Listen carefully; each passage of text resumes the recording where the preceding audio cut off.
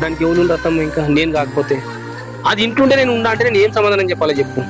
మస్తు రకాలుగా చెప్పిన నీకేం తక్కువ అవుతుంది, నేను మంచిగా చూసుకుంటున్నా కదా, నా చెల్లెని ఇట్లా చూసుకుంటున్నా, నేను కూడా అట్లే చూసుకుంటున్నా కదని నీకేం తక్కువ చూస్తున్నాయి అన్న.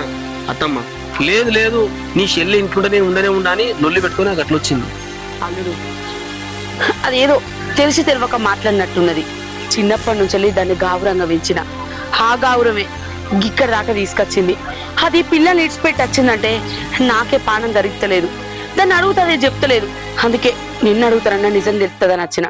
అదేదో తెలిసి తెలియక మాట్లాడినట్టున్నది. అల్లుడు పిల్లగాళ్ళు ఇంటి మీద ఉన్నారు, వాళ్ళని ఎవరు చూసుకుంటారు చెప్పు. పా ఇంటికి పోదాం, దాంతో మాట్లాడి దానికి నచ్చ చెప్పి నేను దోలిత్తా బిడ్డ. పా ఇంటికి పోదాం. అత్తమ్మ దాని తప్ప తెలుసుకోవాలి అత్తమ్మ. పిల్లలు ఇద్దరు ఉన్నారు ఇంటికాడ, వాళ్ళు విడిచిపెట్టి ఎట్లా పోవాలని నేను తెలివి ఉండాలి కదా అత్తమ్మ. నేను చాలా సార్లు చెప్పి చూసిన, పిల్లలు ఉన్నారే అట్లా పోవద్దని చెప్పిన. ఏదేమైనా సరే నేను పోతా అని చెప్పేసి అట్లా వచ్చింది అత్తమ్మ. పిల్లల మీద మనసు గుంజి సంసారం అంటే తెలుసుకొని అప్పుడు వచ్చినప్పుడే లెక్క అత్తమ్మ.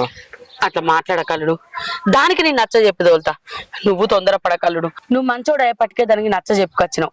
ఇప్పుడు ఇట్లా అది మాట వినలేదనుకో, దాన్ని కొట్టి తిట్టైనా మంచిదే. బుద్ధి చెప్పి నీ దగ్గరికి తోలుతా బిడ్డ.